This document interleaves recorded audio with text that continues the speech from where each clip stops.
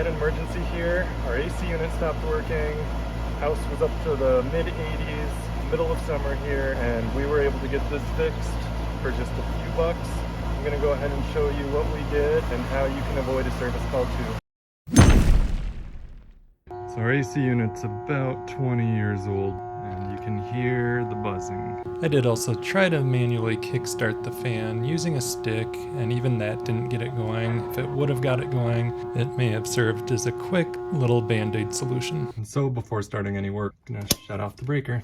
Many AC units have a disconnect located right next to it. It's not a bad idea to pull this out just as an extra safety precaution. And I always have to give my normal disclaimer. I'm not an HVAC technician. I'm not an electrician. If you're at all uncomfortable working around electricity, don't hesitate to call a professional. After ensuring the power was off, I removed the cover to the panel to take a look at the insides. We see the power coming in and we see the capacitor. And now this capacitor has been here for about 12 years because I had replaced it previously and had very similar symptoms as to what I'm seeing right now. Before we go any further, let's just look at a few of the common signs of a bad capacitor. One of the most common is exactly what I was experiencing with that buzzing sound and the fan not spinning. And even if the outdoor fan is actually running, but you're feeling warm air inside, this could be a sign that the capacitor for the compressor side is not working. And then sometimes there's actually a visual sign that the capacitor is bad. It is going to be bulging at the top or the bottom. And so while some of these symptoms actually could be caused by other factors such as a bad motor or compressor, the capacitor is going to be far and away the easiest and cheapest thing to try to replace before moving on to those other components. And now, let's go ahead and get this AC fixed. The power off then becomes important to discharge the capacitor. Without doing that, you could be in for an electric shock, or there's other hazards around that. So there's a few ways to discharge a capacitor. You could use a resistor and some insulated leads to connect it and slowly discharge it. Otherwise, if you've got screwdrivers with rubber or plastic handles, so insulated handles, you can just use those to essentially touch across the terminals here. So we've got our common, and then we've got a fan and a compressor lead there. And so we are going to kind of rub these screwdrivers across the terminals here. And it discharges super quick, so as long as you're touching the terminals, it's almost instantaneous. With the buzzing sound I'd experienced being a telltale sign that the capacitor was bad, I went ahead and ordered a replacement on Amazon. Important thing here is just to make sure that the specs on your replacement one match what's currently installed. Really quickly, just a couple quick tips when choosing a replacement capacitor. There's a couple of ratings on them that you're going to want to pay attention to. First, you'll want to make sure the capacitance rating is identical between your old and new unit. And that means both ratings if you have a dual run capacitor. And then for the voltage rating, there's a little bit more flexibility. The key here is you don't want to go any less than what your current capacitor is. So you can go higher, just don't go less. So we've got 40 microfarads here to run the compressor and 5 to run the fan there. That's what those two numbers mean. And then the other important note right here is the voltage. In this case, we say 370 and 440. And even though our AC unit is powered by 240 volt, capacitors can often see much higher voltage due to the motor. So that's why we see a higher voltage on the capacitor than what we're actually powering the AC unit with.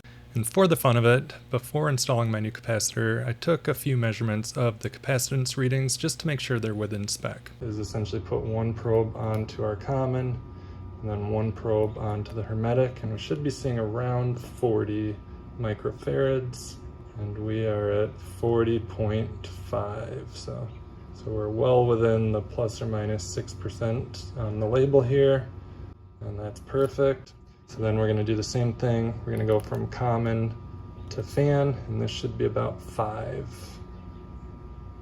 Yep, 4.95. So again, we're within tolerances there. Perfect. This looks like it is going to meet our needs as we get it installed. So I'm going to go ahead and loosen up our bracket here.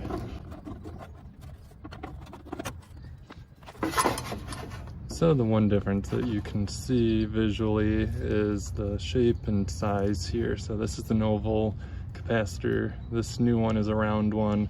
Same specs, different shape. I'm hopeful that I can get this round one to fit inside the bracket here.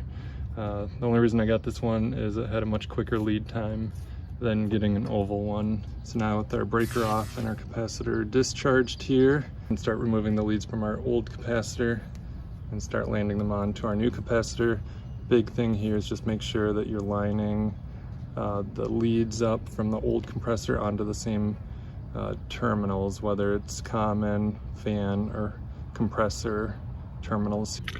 So here's our old capacitor. We've got the common in the middle, fan over here, and then the compressor over here. So we're just gonna make sure that these leads make it onto the same ports onto our new capacitor. And before disconnecting, I would highly recommend just taking a picture so you have a point of reference if things get crossed up. So before I move the wires over onto our new capacitor here, I'm just making sure that the bracket that we have here will accommodate our round capacitor. It looks like it will. I'm probably just gonna have to drill a little hole in the sheet metal here just to accept the screw. All right, so it looks like the round capacitor will fit fine here. So now we're gonna go ahead and transfer our wires over. So the first one I'm gonna do is our hermetic cable. All right, so I've gone ahead and landed it right here onto our hermetic port. Now we're gonna take our two commons. And lastly, we've got our fan. Go ahead and plug that in. Snug this up a little. All right, we are all squared away out here. Got everything transferred over. We're gonna get ready to test this one. All right, turning the breaker back on.